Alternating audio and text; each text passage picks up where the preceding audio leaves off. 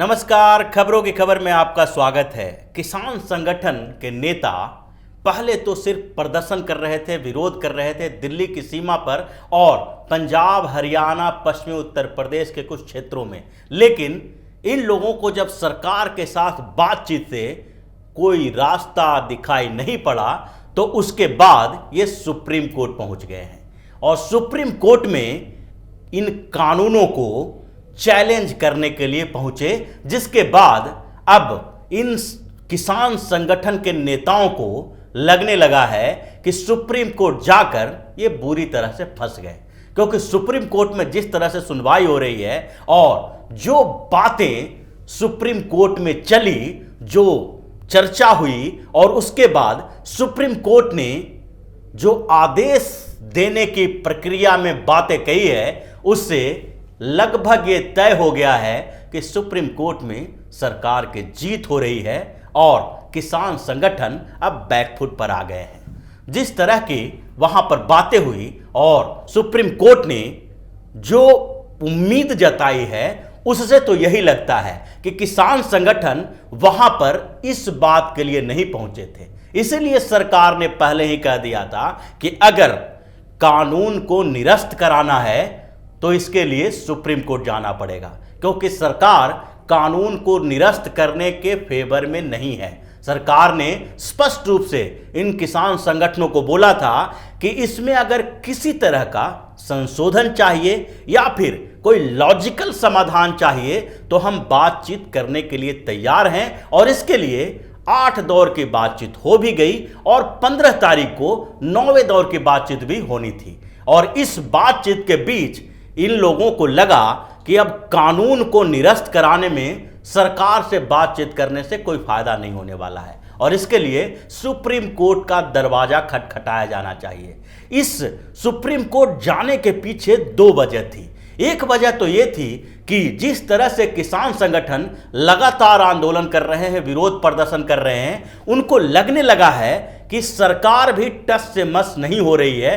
क्योंकि इनको जिस तरह से राजनीतिक पार्टियों का संरक्षण मिलने लगा और विपक्षी पार्टियों ने अपना एक नया तरीका दिखाया और चाहे तो फ्रंट पे आगे या फिर बैक से इस आंदोलन को सपोर्ट कर रही है, जिससे सरकार को भी ये लगने लगा है कि ये आंदोलन किसानों का नहीं बल्कि राजनीतिक पार्टियों का है। अब जब पूरे देश में इस तरह का माहौल बनने लगा और लोगों को ये समझ में आने लगा है कि किसान संगठनों की ये मांग जायज नहीं है और ये जो विरोध प्रदर्शन कर रहे हैं वो विरोध प्रदर्शन आखिरकार कांग्रेस, अकाली दल, आम आदमी पार्टी, ये सारी विपक्षी पार्टियां जो है उनका कराया धराया है और उनके इशारों पर ये मोदी सरकार को झुकाने के लिए आंदोलन कर रहे हैं। जब ये सेंटीमेंट आने लगा और पिछले 1-1.5 महीनों में जो चुनाव हुए पंचायत का, चाहे तो हिमाचल प्रदेश का चुनाव होने वाला है, उससे पहले राजस्थान में चुनाव हुआ, उत्तर प्रदेश के कुछ क्षेत्रों में चुनाव हुआ और कुछ उपचुनाव हुए विधानसभा के। जहां जहां चुनाव हुए वहां पर भारतीय जनता पार्टी को बढ़त मिली, फायदा मिला और इस बढ़त के बाद भी ये लगभग तय हो गया कि जिस तरह से सीएए के खिलाफ आंदोलन करने वालों के खिलाफ जनता ने मैंडेट दिया था, जिस तरह से कश्मीर से विशेष राज्य का दर्जा खत्म किए जाने के बाद जो जगह जगह आंदोलन हुए और कांग्रेस ने जो सवाल उठाए थे उसके खिलाफ जनता ने मोदी सरकार को सपोर्ट किया, ठीक उसी तरह से भावना बन रही है। उसी तरह का विचार अब समाज में आने लगा है और भारतीय जनता पार्टी ने एक तरह से कैंपेन चलाया जिसमें किसानों को इसके सही फायदे बताए गए। तो ये जो स्थितियां बनी, उसके बाद किसान संगठनों को लगने लगा कि अब आंदोलन वापस लेने का सही समय आ रहा है। अगर आंदोलन वापस नहीं हुआ तो ऐसी स्थिति में हमारी भी वही दशा होगी जो सीएए के खिलाफ आंदोलन करने वालों की हुई थी, क्योंकि सीएए के खिलाफ आंदोलन के समय भी उन लोगों की मांग यही थी कि कानून को वापस लिया जाए और इसमें भी ये लोग इसी बात पे अड़े हैं कि कानून को वापस लिया जाए। अब इसके लिए एक सबसे सुरक्षित तरीका है सुप्रीम कोर्ट जाना, क्योंकि दोनों पक्ष को इस बात की जानकारी है। सरकार भी सुप्रीम कोर्ट जाने से हिचक नहीं रही थी और सरकार ने भी इन लोगों को कहा कि अगर कानून को खारिज करवाना है तो आपको सुप्रीम कोर्ट जाना चाहिए, हमारे साथ बातचीत करने का कोई फायदा नहीं है, हम इसमें संशोधन कर सकते हैं। और इस जो किसान संगठन के नेता हैं, इन लोगों को भी ये समझ में आ रहा था कि हमें अगर सम्मानजनक तरीके से इस आंदोलन को वापस लेना है तो इसके लिए हमें सुप्रीम कोर्ट जाना पड़ेगा। और फिर सुप्रीम कोर्ट में इस पर सुनवाई होने लगी और सुप्रीम कोर्ट ने जो निर्देश दिए, जो दिशा दिखाई है, उससे सरकार की जीत है। क्योंकि सरकार किसी भी स्तर पर विरोध प्रदर्शन करने वाले लोगों को वहां से भगा नहीं सकती थी और यही स्थिति सुप्रीम कोर्ट की भी है। सुप्रीम कोर्ट ने भी ये कहा है कि हम प्रदर्शनकारियों को वहां से हटा तो सकते हैं, उसका जगह तो बदल सकते हैं, लेकिन विरोध प्रदर्शन करने को हम उसे मना नहीं कर सकते, क्योंकि विरोध प्रदर्शन करना लोकतंत्र में अधिकार होता है। और ये जो फंडामेंटल राइट है व्यक्ति की, समाज की, प्रेशर ग्रुप की, समुदाय की, उस अधिकार के साथ कोई भी खिलवाड़ नहीं कर सकता है और इसलिए किसी के विरोध प्रदर्शन पर प्रतिबंध नहीं लगाया जा सकता। हाँ, ये बात अलग है कि विरोध प्रदर्शन की जगह को बदला जा सकता है, क्योंकि अगर हर जगह विरोध प्रदर्शन किया जाएगा तो उससे दूसरे लोगों की समस्या बढ़ जाएगी। और दूसरी तरफ सरकार के तरफ से भी जो बातें कही गई है उसमें सुप्रीम कोर्ट ने सरकार को बताया कि समाधान के तरीके खोजने चाहिए और समाधान के तरीकों में सरकार थोड़ा पिछड़ती नजर आ रही है। लेकिन ये बात है, सुप्रीम कोर्ट के निर्देश है, सुप्रीम कोर्ट का फैसला नहीं है। सुप्रीम कोर्ट सरकार को इस बात के लिए प्रेशराइज नहीं कर सकती है कि आप इसका समाधान निकालने के लिए इस कानून को वापस लें। जिस तरह से अटॉर्नी जनरल ने सुप्रीम कोर्ट को कहा, उसमें भी सुप्रीम कोर्ट का एक लॉजिकल तरीका था, क्योंकि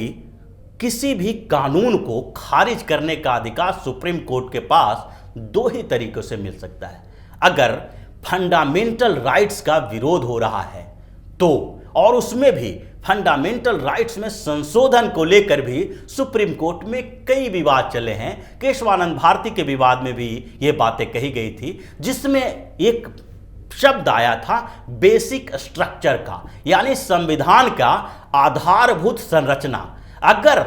किसी कानून से संविधान के आधारभूत संरचना को नुकसान पहुंचता है, बेसिक स्ट्रक्चर गड़बड़ होती है, तो सुप्रीम कोर्ट उस कानून को खारिज कर सकती है। लेकिन सुप्रीम कोर्ट में जो ये मामला कृषि कानूनों को लेकर गया हुआ है, ये न फंडामेंटल राइट से जुड़ा हुआ है, न इसका बेसिक स्ट्रक्चर जो कॉन्स्टिट्यूशन का है उससे कोई लेना देना है। और यही बात अटॉर्नी जनरल ने सुप्रीम कोर्ट को समझाया कि अगर इससे कोई लेना देना नहीं है तो ऐसी स्थिति में सुप्रीम कोर्ट इस कानून पर विचार कर सकती है, इसे खारिज नहीं कर सकती है। और सुप्रीम कोर्ट को भी अपना लिमिटेशन पता है, इसलिए सुप्रीम कोर्ट ने भी कहा है कि इस कानून को खारिज करने के लिए हम कोई विचार नहीं करेंगे, लेकिन इस कानून के इम्प्लीमेंटेशन यानी कानून लागू किए जाने पर कितने दिन के लिए स्टे लगाया जा सकता है या फिर कितना समय इसके लिए दिया जा सकता है, इस पर विचार किया जाएगा। यानी जब तक एक पैनल ने जवाब नहीं दे देती, जब तक वो पैनल में किसान नेता, सरकार के प्रतिनिधि, सारे लोग मिल बैठकर एक लॉजिकल समाधान और एक लॉजिकल रिपोर्ट नहीं देते हैं, तब तक के लिए कुछ समय के लिए इसको पर स्टे लगाया जा सकता है, इसको इम्प्लीमेंटेशन से रोका जा सकता है। क्योंकि किसान संगठन जो आंदोलन कर रहे हैं वो पूरे देश का प्रतिनिधित्व नहीं करते, पूरे देश के किसानों का प्रतिनिधित्व नहीं करते, क्योंकि दूसरे कई संगठन जो किसानों के हैं वो इन कानूनों का समर्थन कर रहे हैं और उन्होंने भी सुप्रीम कोर्ट से अपनी बात सुने जाने की बात कही है, अपील की है कि हमारी भी बात सुनी जाए, क्योंकि इन कृषि कानूनों से किसानों को भी फायदा हो रहा है। अब ये सारे जो तरीके हैं उस पर पहले से ही चर्चा की जा चुकी थी, सरकार यही चाहती थी। सरकार ने पहले भी कहा था कि हम इस कानून को वापस तो नहीं लेंगे, लेकिन इसमें संशोधन कर सकते हैं। अब बात यहीं पर आकर अटकी है। सरकार भी पहले एक पैनल बनाने की बात कर रही थी, जिस पैनल को किसान संगठनों ने रिजेक्ट कर दिया था। लेकिन सुप्रीम कोर्ट और सरकार के बीच अंतर है। सरकार एक लोकतांत्रिक व्यवस्था में चुनी हुई होती है, जिसमें वो लोगों के प्रति रिस्पॉन्सिबल ज़्यादा है, और संगठन अगर उनकी बात को मानने से इनकार करते हैं फिर भी उनके ऊपर कार्रवाई नहीं की जा सकती है। लेकिन शीर्ष अदालत पे अगर आप चाहते हैं और सुप्रीम कोर्ट का कोई फैसला आता है तो उससे मानने से कोई भी इनकार नहीं कर सकता, क्योंकि उसके बाद उनके ऊपर कार्रवाई होगी। और सुप्रीम कोर्ट लगभग इसी दिशा में चल रहा है कि एक पैनल बनाया जाए और उस पैनल को रिपोर्ट देने के लिए कहा जाए, और उस समय तक जो कानून के इम्प्लीमेंटेशन पर स्टे लगाए जाए, और उसके संबंध में जब पैनल रिपोर्ट देगी और इस पर चर्चा एक हो रही है, तो ऐसे समय में फिर किसान संगठनों को आंदोलन करने का कोई नैतिक अधिकार नहीं रह जाएगा, क्योंकि पैनल की बात सरकार भी कर रही थी, पैनल की बात सुप्रीम कोर्ट में भी हो रही है, और इसके समाधान के तरीके दोनों तरफ से निकालने की कोशिश की जा रही है। लेकिन अब जब ये फैसला आ जाएगा और इसके बाद जब इस पर चर्चा के लिए लोग खड़े हो जाएंगे, दोनों तरफ से सरकार और किसान संगठनों के तरफ से कुछ प्रतिनिधि होंगे, तो इस पैनल की रिपोर्ट आने तक इन किसान संगठनों के विरोध प्रदर्शन को भी रोकना पड़ेगा, और ये लोग भी वहां से हटेंगे, जबकि अगर नैतिक तौर पर इनके ऊपर दबाव पड़ा तो। अगर उसके बावजूद ये सीमा पर अड़े पर रहते हैं दिल्ली की, और उसके अलावा अलग अलग जगहों पर विरोध प्रदर्शन करते हैं, तो इनका सारा एजेंडा सामने खुलकर आ जाएगा, जो पहले से परोक्ष रूप से था। अब सबको पता चल जाएगा कि इतना होने के बावजूद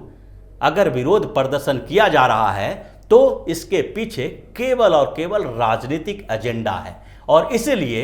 ये सुप्रीम कोर्ट में जो कार्रवाई चल रही है उस पर अब किसान संगठनों को लगने लगा है कि वहां जाकर पूरी तरह से फंस गए हैं, और सरकार कहीं न कहीं इस जीत की तरफ बढ़ रही है। तो इसी तरह की खबरों के साथ फिर से हाजिर होंगे। तब तक के लिए बने रहिए हमारे साथ और देते रहिए हमें सहयोग, ताकि इसी तरह की खबर हम आपके लिए लाते रहें। धन्यवाद। अगर आपको हमारा वीडियो पसंद आया हो तो इसे लाइक करें, हमारे चैनल को सब्सक्राइब करें, और हाँ, बेल आइकन दबाना ना भूलें, ताकि आप तक हमारे वीडियो की नोटिफिकेशन पहुंचती रहे। आप अपना सुझाव हमें कमेंट बॉक्स में दे सकते हैं। हमारे साथ जुड़ने के लिए शुक्रिया।